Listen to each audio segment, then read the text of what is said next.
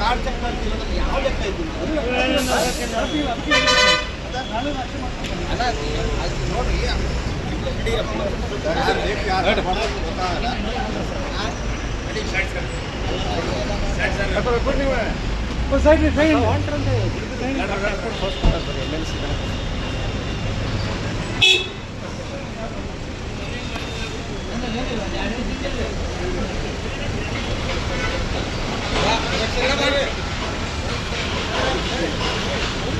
ನಾವು ವಿಡಿಯೋ ಸಿಗುತ್ತದೆ ಆ್ಯಕ್ಚುಲಿ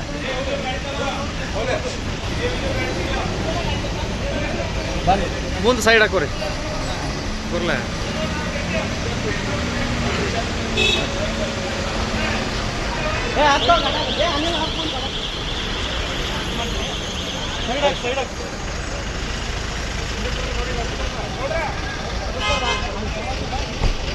ಗಾಡಿ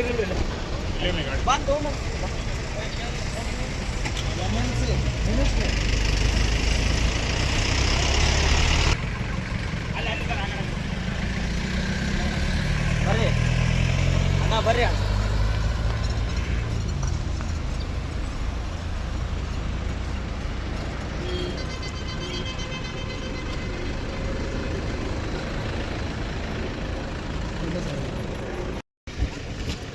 ಅದೇ ಇವತ್ತು ನಾನು ಬಿಜಾಪುರದ KDP ಸಭೆ ನಾಳೆ ಇರೋವಂಥದ್ದು ಏನಿದೆ ಅದಕ್ಕೆ ಹೊರಟಿದ್ದೆ. ಟೋಲ್ನಲ್ಲಿ ನನ್ನನ್ನು ನಿಲ್ಲಿಸಿ ಆ ಪಾಸನ್ನು ಕೊಡಿ ಅಂತ ಕೇಳಿದ್ರು. ನಮ್ಮ ಸಂಬಂಧಪಟ್ಟಂಥ ಡ್ರೈವರು ಅದನ್ನು ಪಾಸ್ ಕೊಟ್ಟು ಸಾಹೇಬ್ರಿದ್ದಾರೆ ಅಂತ ಹೇಳಿದ್ರು. ಸಾಹೇಬ್ರಿದ್ದಾರೆ ಅನ್ನೋವಂಥದ್ದಕ್ಕೆ ಅವರ ಐಡೆಂಟಿಟಿ ಪಾಸ್ ಕೊಡಿ ಮತ್ತು ಅವರೇನೇ MLC ಅನ್ನೋ ರೀತಿ ನನಗೆ ಕೇಳಿದ್ರು. ಅದು ಸರಿ ಇಲ್ಲ ಅಂತ ನನಗನ್ನಿಸ್ತು. ಹಾಗಾಗಿ ನಿಮ್ಮ ಯಾರು ಆಫೀಸರ್ ಇದ್ದಾರೋ ಅವ್ರನ್ನ ಕರೀರಿ, ಕೇಳ್ತೀನಿ ಏನು ಇನ್ಸ್ಟ್ರಕ್ಷನ್ಸ್ ಇದೆ ನಿಮಗೆ ಅಂತೇಳಿ. ಸಂಬಂಧಪಟ್ಟಂಥ ಇನ್ಸ್ಟ್ರಕ್ಷನ್ಸ್ ಆ ರೀತಿ ಇದ್ದರೆ ನಾನು ಅದನ್ನು ನೋಡಿ ಅದ್ರದ್ದು ರೀತಿಯಲ್ಲಿ ನಡ್ಕೋತೀನಿ ಅನ್ನೋಂಥದ್ದು. ಪಾಸ್ ಅಲ್ಲ, ನನ್ನ ಕಾರ್ ಪಾಸು ಮತ್ತು ನನ್ನ PAದು ಮೊಬೈಲ್ ಕಸ್ಕೊಂಡು ಯಾರನ್ನ ಬೇಕಾದ್ರೂ ಕರೆಸ್ಕೊಳ್ಳಿ, ನಮ್ಮ ಆಫೀಸರ್ಗೆ ಹೇಳಿದ್ದೀವಿ, ಅವ್ರು ಬಂದು ನಮ್ಗೆ ಇನ್ಸ್ಟ್ರಕ್ಷನ್ಸ್ ಕೊಡೋ ತನಕ ನಿಮ್ಮ ಕಾರ್ ಬಿಡಲ್ಲ ಅಂತ ಹೇಳಿದರು. ನಾನು ಸಂಬಂಧಪಟ್ಟಂಥ ಆಫೀಸರ್ಗೆ SP ಅವ್ರಿಗೆ ಫೋನ್ ಮಾಡಿದೆ.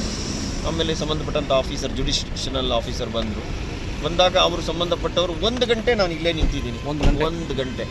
1 ಗಂಟೆ ಆದಮೇಲೆ ಅವ್ರು ಬಂದು ಸಾರಿ ಕೇಳಿ ರೀತಿ ಆಗಿದೆ, ನಮ್ಮ ಸ್ಟಾಫ್ ನಡ್ಕೊಂಡಂಥ ರೀತಿ ಕ್ಷಮೆ ಕೊಡಿ ಕೇಳಿ ಅಂತ.